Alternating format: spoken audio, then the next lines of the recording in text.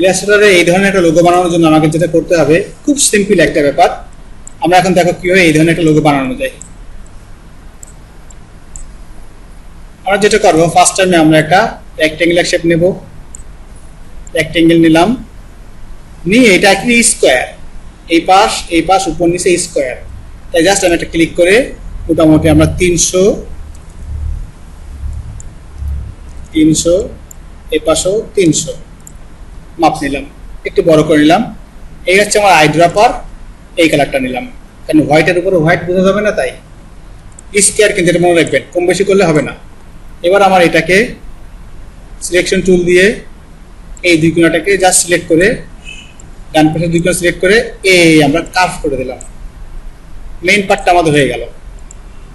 এইবার আমরা চলে গেলাম অবজেক্ট, পাথ, অফসেট পাথ। যেহেতু ভিতর সাইডে আসবে তাই আমি এটাকে মাইনাস করে দিই। মোটামুটি আমরা এটাকে -50 করে দিলাম, -50 থাক। ওকে, দুটোকে ব্লক করলাম, একসাথে ব্লক করে আমরা পাথ ফাইন্ডার থেকে এটাকে আমরা এক্সপ্লিট করে দিলাম। এই ক্লিক করলাম, মাঝখানটা মুছে গেল। যদি মনে করেন যে স্যার একটু চিকুন হয়ে গেছে, একটু মোটা হলে ভালো হতো, তাহলে আমি আবার কি করলাম, দেখেন আমার সেই মাঝখানের অংশটা মুছে গেছে। ডান বাটনে ক্লিক করে এখানে লেখা আছে রিলিজ কম্পাউন্ড পাথ। এর মানে মনে রাখবেন কোনো শেপের ভিতরের অংশ ফিরে আনার নিয়ম। তাহলে ফিরে আনলাম, এটাকে ফেলে দিলাম। আমি কিন্তু আবার দেখাচ্ছি জাস্ট মোটা করার জন্য। আবার গেলাম object path, path, offset path. এবার দিলাম 50, 60 দিলাম ধরেন, জাস্ট বোঝার জন্য। হ্যাঁ, কাজ করবে।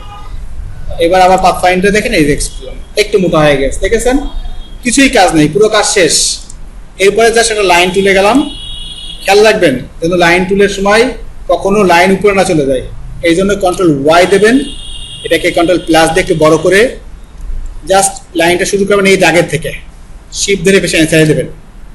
এই পেছনে একটা লাইন দেবেন, আর ঠিক এখান থেকে এই উপর থেকে একটা লাইন দেবেন। এই বাবা বলছি, খেয়াল রাখবেন যেন লাইনগুলো ভিতরে ঢুকে না যায়, এইটুকু আছে সাবধানতা। এবার আমরা মুভ টুল দিয়ে তিনটিকে সিলেক্ট করলাম পুরোটাই। এবার আমরা শেপ বিল্ডার দিয়ে জাস্ট এটা কেটে দিলাম, কেটে গেছে। একটা ক্লিক করলে কেটে যায়, আর অল্টা দিলে ডিলিট হয়ে যায়। ডিরেকশন টুল দিয়ে এটা ডিলিট করে দিলাম, এটা ডিলিট করে দিলাম। এইটুকু কন্ট্রোল ওয়াই দিয়ে ফিরে আসি, তো পরে ফিরে আসছি। মুভ টুল দিয়ে এটাকে আমরা উপরে উঠাই দিই, শুধু মুভ টুল দিয়ে শিপ ধরে রাখবো। এই ওইটা উঠে গেছে ওখান থেকে, যাতে এই অ্যাকুরেট হয়। এবার কন্ট্রোল মাইনাস দিয়ে আমরা ফিরে আসি আগের জায়গায়। তৈরি হয়ে গেল আমাদের মেইন লোগোটা। কন্ট্রোল ওয়াই দিয়ে ফিরে এসে দেখতে হবে। আবার কন্ট্রোল ওয়াই অথবা ভিউ থেকে প্রিভিউ। এই দেখেন এটা আছে, এখানে সাদা কালার আছে, তাই এই উঠে একটা তৈরি হয়ে গেল।